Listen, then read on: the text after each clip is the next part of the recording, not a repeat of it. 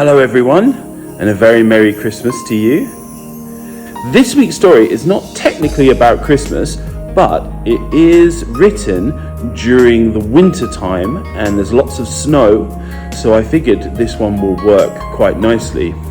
The story is called The Gruffalo's Child. It's a follow-on from the Gruffalo, which are both amazing stories, and I hope you really enjoy it. The Gruffalo said that no Gruffalo should ever set foot in the deep dark wood.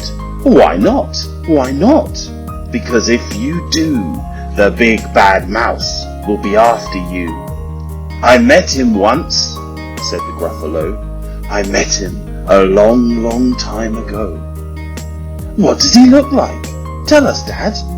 Is he terribly big and terribly bad? I can't quite remember, the Gruffalo said. Then he thought for a minute and scratched his head. The big bad mouse is terribly strong, and his scaly tail is terribly long. His eyes are like pools of terrible fire, and his terrible whiskers are tougher than wire.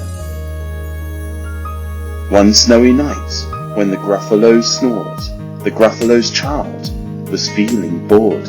The Gruffalo's child was feeling brave, so she tiptoed out of the Gruffalo cave. The snow fell fast, and the wind blew wild. Into the wood went the Gruffalo's child. Aha! Oh-ho! A trail in the snow. Whose is this trail, and where does it go? A tail poked out of a log pile house. Could this be the tail of the big bad mouse? Out slid the creature. His eyes were small, and he didn't have whiskers, no, none at all. You're not the mouse? Not I, said the snake. He's down by the lake, eating Gruffalo cake. Snow fell fast, and the wind blew wild. I'm not scared, said the Gruffalo's child. Aha! Oh-ho! Marks in the snow. Whose are these claw marks? Where do they go? Two eyes gleamed out of the treetop house. Could these be the eyes of the big bad mouse? Down flew the creature. His tail was short, and he didn't have whiskers of any sort. You're not the mouse?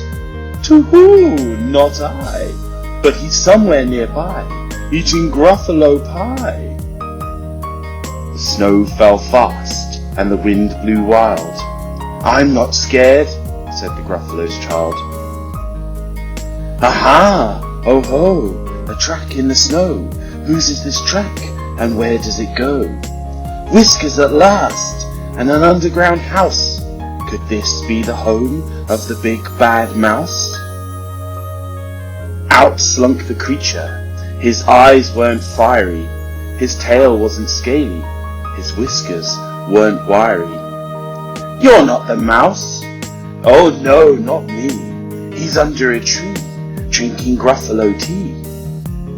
It's all a trick, said the Gruffalo's child, as she sat on a stump where the snow lay piled. I don't believe in the big bad mouse. But here comes a little one out of his house. Not big, not bad, but a mouse at least. You'll taste good as a midnight feast. Wait, said the mouse, before you eat, there's a friend of mine that you ought to meet. If you'll let me hop onto a hazel twig, I'll beckon my friend so bad and big. The Gruffalo's child unclenched her fist. The big bad mouse, so he does exist. The mouse hopped onto the hazel tree. He beckoned, then said, just wait and see. Out came the moon. It was bright and round. A terrible shadow fell onto the ground. Who is this creature so big and strong? His tail and his whiskers are terribly long. His ears are enormous, and over his shoulder he carries a nut as big as a boulder. The big bad mouse! Yelled the Gruffalo's child. The mouse jumped down from the twig and smiled. Aha! Oh ho! Prints in the snow. Whose are these footprints? Where do they go? The footprints led to the Gruffalo cave, where the Gruffalo's child was a bit less brave. The Gruffalo's child was a bit less bored. And the Gruffalo snored and snored and snored. Well, there we go. That's the end of our story. I wish you all a very Merry Christmas and an even happier New Year. See you all soon. Bye bye.